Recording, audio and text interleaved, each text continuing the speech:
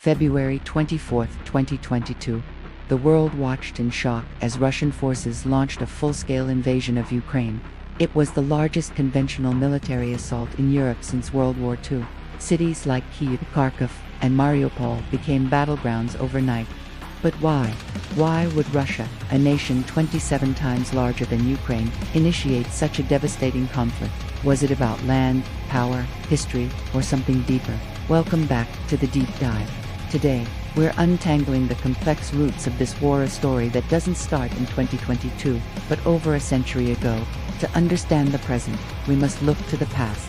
For centuries, Ukraine was part of the Russian Empire under the Romanov dynasty. The 1917 Russian Revolution overthrew the Tsar, and after a brutal civil war, the Soviet Union was formed in 1922, a federation of republics that included both Russia and Ukraine. For decades, Ukraine was a crucial part of the USSR then. The Cold War created a divided world, the communist Soviet bloc versus the capitalist West, led by the United States. This wasn't just a political fight. It was an ideological war for global influence. The collapse of the Soviet Union in 1991 was a seismic event. 15 republics, including Ukraine, became independent nations for the West. This was a victory for democracy. For Russia, it was a catastrophic loss of empire and global stature. And here's where a key player enters our story. NATO, the North Atlantic Treaty Organization, was formed in 1949 as a Western defensive alliance against the Soviet threat. After the USSR fell, instead of dissolving, NATO began to expand eastward, welcoming former Soviet allies and even republics. From the American perspective, this expansion was about stabilizing Europe, promoting democracy, and providing security to nations that wanted it. There was no formal legal promise to Russia not to expand. But from Moscow's view, this was a profound betrayal and an existential threat. Imagine a military alliance you were taught to see as an enemy moving steadily closer to your doorstep. Russia saw NATO's growth as the West exploiting its weakness and encroaching on its sphere of influence. The bright red line for the Kremlin was always Ukraine, a country with deep historical, cultural, and strategic ties to Russia. For Putin, Ukraine's potential NATO membership wasn't just a policy shift.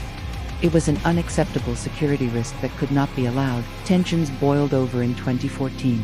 After Ukraine's pro-Russian president was ousted by popular protests, Russia swiftly annexed Crimea and fueled a separatist war in Ukraine's eastern Donbas region. For 8 years, a low-intensity conflict simmered there. By late 2021, satellite images showed a massive buildup of Russian troops on Ukraine's borders. Putin's demands were clear: a guarantee that Ukraine would never join NATO and a rollback of the alliance's presence in Eastern Europe. The West refused. On February 21, 2022, Putin recognized the separatist regions of Donetsk and Luhansk as independent. 3 days later, the special military operation began. The goal, as stated by Moscow, demilitarization and denazification of Ukraine, claims overwhelmingly rejected by the international community. NATO condemned the invasion as a brutal violation of international law and has since provided unprecedented support to Ukraine. The war has defied expectations. Ukraine's fierce resistance halted the initial blitz. What many thought would be a quick Russian victory has become a grinding war of attrition. The economic cost for Russia has been staggering. Western nations have imposed crippling sanctions, targeting its financial system, technology imports, and most importantly, its energy exports. To fund the war, Russia has diverted over 7% of its entire economy to military spending, squeezing out civilian investment and leading to higher taxes at home. Experts describe its economy as now being a distorted war economy that may be nearing a point of becoming unsustainable. Despite the cost, Putin's political will seems unwavering. The war has solidified his control domestically, while straining Russia's relations with the West to their lowest points since the Cold War. For Ukraine, the human and physical devastation is immeasurable.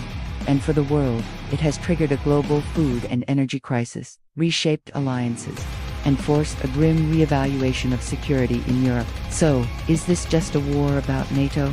It's a central piece, but the puzzle is bigger. It's about Putin's vision of restoring Russian greatness and reversing the post-Cold War order. It's about a historical refusal to accept Ukraine as a truly sovereign nation.